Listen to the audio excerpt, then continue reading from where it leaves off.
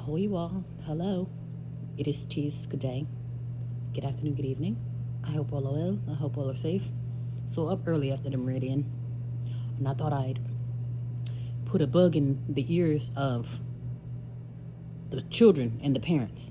So, basically, previously I mentioned that there's an uptick with domestic violence as far as spouses taking out spouses, parents taking out children, children taking out parents. So basically, you're getting killed at home by those who you are around or by those who you are in bed with. So what I've noticed an uptick in, and like I say, I've heard of other ones too, like husband kills whole family or wife kills husband. But what I've been hearing back to back without a blink are the children killing everybody. Okay, so basically that's why I named this video Mom and Dad. I should say Mom, Dad, and etc. You're dead, but in this case, Mom and Dad, you're dead, because it's children killing their parents. It was only a long time ago that I hear of a grandchild who killed his grandmother. Okay, and I'm gonna have to make it quick because the demons are starting to stir about. So the first one that I heard, this was years ago. There was an Asian little boy, who killed his grandmother with a lethal karate move. So basically, long story short, the grandmother was whooping or beating the boy with a flip-flop, which may or may not have hurt, but basically the boy was getting tired of getting beat with the flip-flop. And I think he was between 8 and 10 or 8 and 11 years old. But yeah, he was pretty much getting tired of getting beat with the flip-flop. So and mind you, it was being recorded. Somebody recorded it too. So I don't know if they recorded him getting a whooping, but he got tired of it and did a famous karate move on her. I think it broke her neck or something, but she's no longer with us. And this was years ago.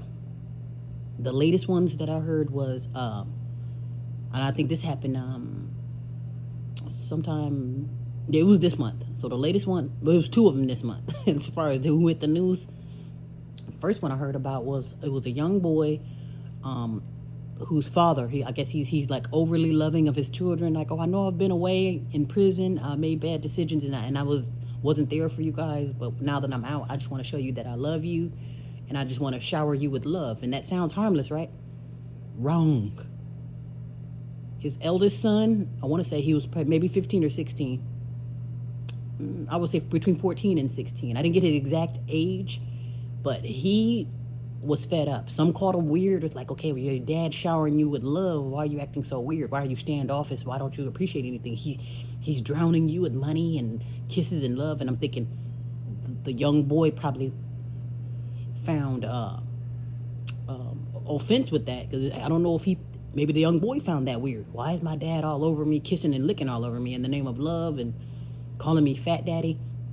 Obviously, there's much more to the story than I killed dad after my birthday. It wasn't nothing like, oh, we've been in a fight or arguing. They said, they bumped heads because, the little boy maybe was salty that you were in prison most of his life, and then when you get out, now you want to kiss and lick all over me. So he's probably more like, he's probably just offended. I'm just tired of this ghetto living, living with your and I don't want to talk shit about the mom because she had nothing to do with the case, but I'm sure she played a part of the role or part of the resentment as well. Not that she did anything wrong, it's just that I'm just getting tired of having to answer to mom. Mothers are the worst thing for sons. And it's not because they're toxic, it's because you have no business raising a grown-ass child, which is supposed to be grown up into a man. There's no way a man can grow into a full potential man being raised by a woman. We don't have the same nuts. It's one of those things. It's like you can't relate, mom. Only thing you can do is feed me and then maybe tell me to go to bed. But that's it. Because when they decide to rise up, they will. So that's the problem. So basically, long story short, the young man had resentment. Did not care for his dad. He was standoffish, kind of like, I'm not interested in you, your love, your money. And you could tell, and it was, to me, I don't know if it was, I don't know if that's the parents' way of saying, okay, I know you had a hard life because you didn't have both of your parents, or perhaps something happened to you while you were growing up, and he became resentful. With him, and this is just literally from like 5 minutes of listening to the case, with this particular case, and I want to say this happened in St. Louis. This happened sometime in January of this year, literally probably a week or two ago, if that. But long story short, he blows his dad's brains out in his sleep. The dad's sleep. He's like, let me go ahead and blow your brains out now because I'm not doing this shit again tomorrow. So he blows his brains out, and the young man is eventually arrested. And literally from 5 minutes of looking at the case, what I concluded was the young boy was resentful. And again, people in the comments or in the back are, oh, the boy is weird. He don't appreciate love from his father, or he don't appreciate his birthday gifts. And obviously the young boy ain't looking for no damn birthday kisses and money and trinkets.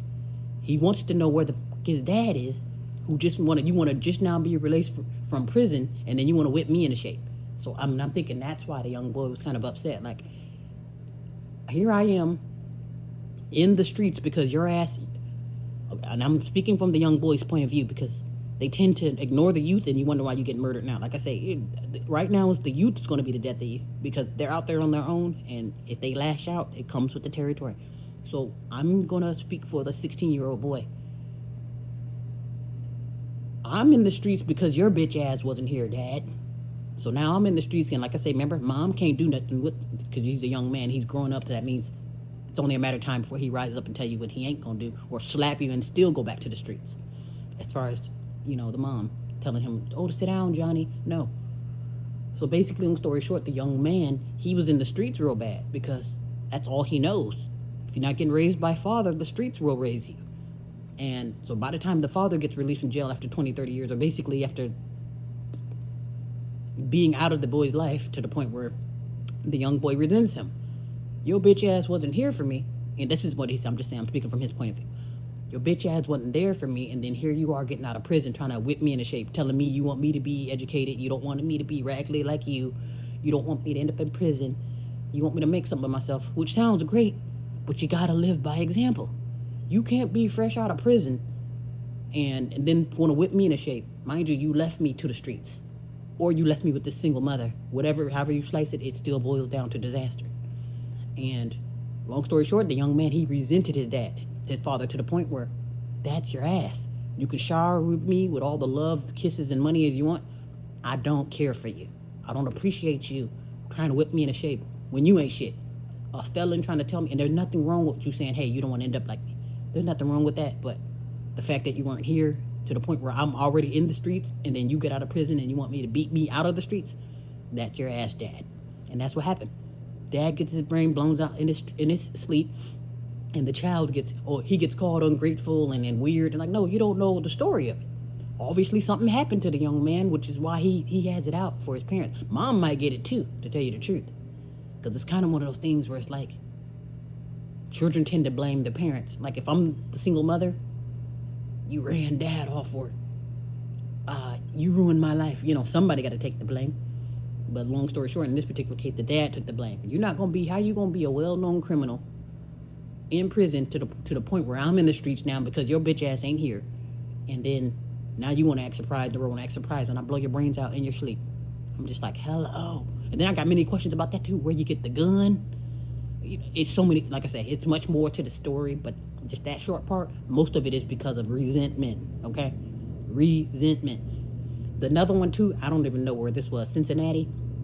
I could have the states wrong. To tell you the truth, this doesn't matter where.